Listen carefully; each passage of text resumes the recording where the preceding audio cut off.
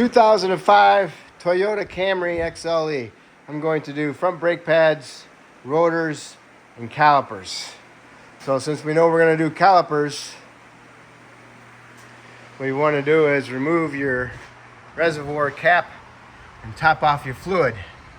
So that way it will help gravity feed the caliper, okay? So then the next thing you need to do is jack it up, support properly, and remove your front tires. All right, we're doing calipers, pads, and rotors, all right? So we know that. So we need to remove the caliper assembly. So you need to pinch off your brake line hose. I use vice grips. They're not fully tensioned on it. I'm just restricting the flow. I'm not trying to pinch the heck out of it. I just want to pinch it to slow the fluid down. All right, so this is a factory one, so this is a 14 millimeter. The replacement one's going to be an 11. So we're going to remove the banjo bolt off the back of the caliper.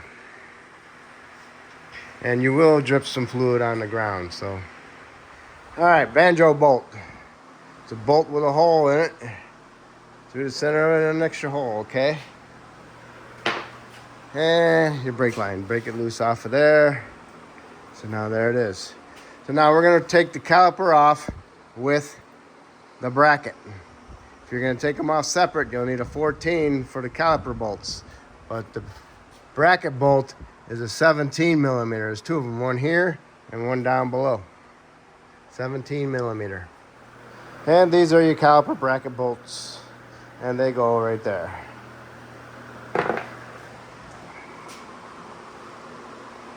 All right, so I'm not using this. So I'm gonna get my new one. I'm gonna put my plug in there from the old one, from the new one. Put it in there so it doesn't drip all over my little box. Next thing I'm gonna do is remove my rotor. What I found out was I use brake clean, spray it in there. It soaks in better than the penetrant. Works a little bit faster. So I'll spray brake clean and I'll have to hit it around the outsides of it to break it loose because it's bonded on there. If you want, you can go ahead and put your bolts in there and thread it in there. And I think those are 8 millimeter head bolts, 8 millimeter thread. All right, got the rotor off. Now, you need to clean this up. It needs to be true, a true surface. Otherwise, if it's not true, if it's got high spots, it's going to cause the rotor to wobble, and then it'll give you a brake pulsation. You can see the rusty parts right here. That's a high spot. Got to grind them down a little bit. Make it nice and shiny. Try not to remove any metal, though. I'll use a die grinder with a sandpaper disc on it. Works really good. And also the one around the wheel studs.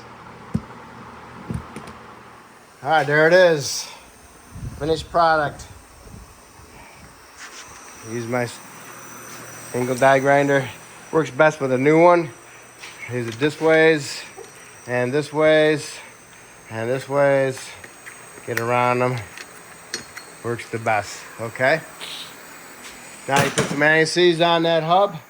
Put your rotor on there, but make sure you wash your rotor. Remove the shipping oil first. All right, so next you want to do is separate your caliper from your caliper bracket. Remove the bolts from the slides, okay? And then put your hardware abundant clips inside here. If you got the black ones, use the black ones. The black ones are said to be better than the shiny ones, okay? So now we go ahead and mount our caliper bracket with our caliper bracket bolts, which are those. If you're not replacing your calipers and brackets, make sure you clean it up inside here. Get all the rust out of there that this little hardware touches. Because if it has rust in there, it's going to cause your brake pads not to be able to move properly. Okay? And also take out your slide pins, put some new brake lube on them. Sil-Glide. Okay? Do not pack it with Sil-Glide, you won't be able to push them in all the way. Alright? Alright, got the caliper brackets in there, got your bolts snugged up, and then you want to torque them to 80 foot-pounds. Next, you want to do is put your brake pads in there. When you put them in there, put them at an angle because these act like little springs, okay? So you got to put them in there, you push up against it, and then you can snap them in that way. All right, put them in an angle.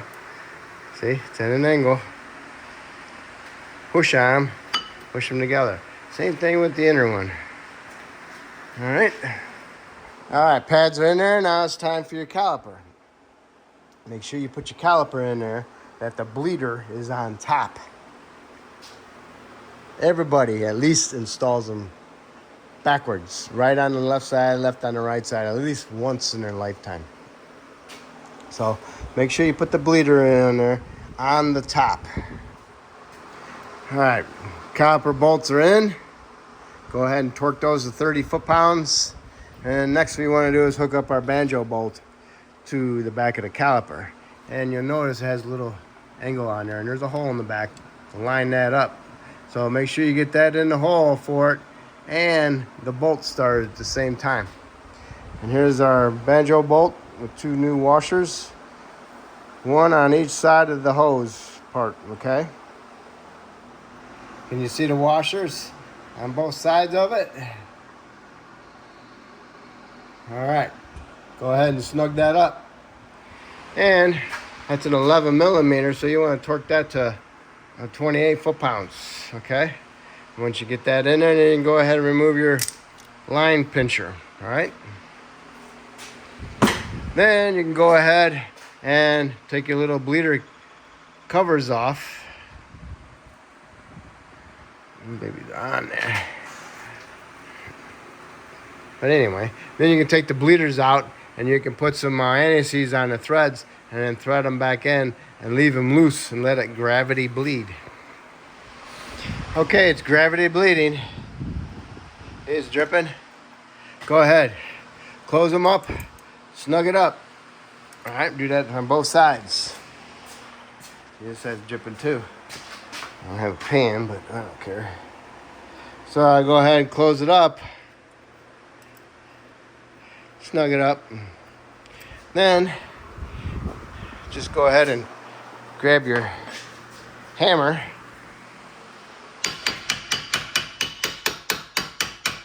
Tap on it. That causes a vibration into the caliper, and it will knock all the little air bubbles out from around the piston inside there and get it to the top where the bleeder is. And then you can bleed it again. And then you'll see the bubbles come out, if there is any left in there. Okay, so let's see.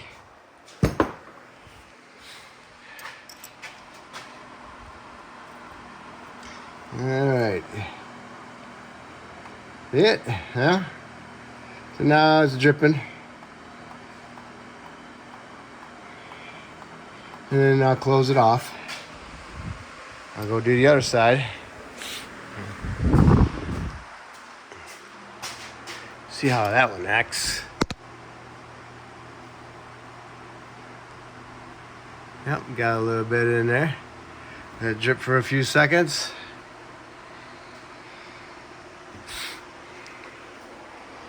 Yep, it's dripping. Then you can close it off.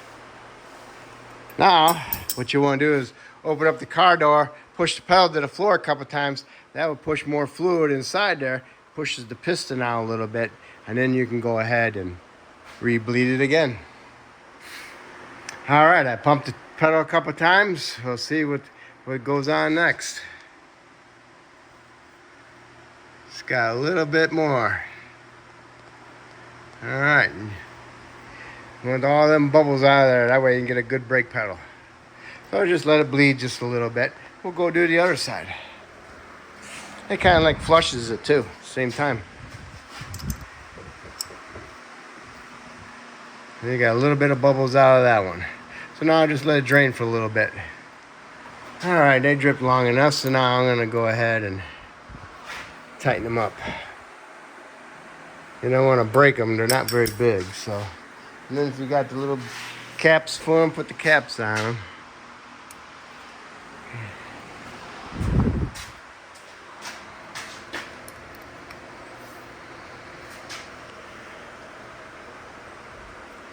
All right, and we are done. All right, we are done. So now you gotta do is put your tires on, torque them to, what is it, 90 foot-pounds on the Toyotas, and then go up on top and top off your reservoir and put your cap back on and go inside the vehicle, start it up, push the pedal to the floor a couple times. Make sure you got a decent pedal. Make sure you got brakes before you put in drive reverse, okay? So hopefully I helped you out with this video, and hopefully you can help me out by subscribing to me. I appreciate it, and always have fun.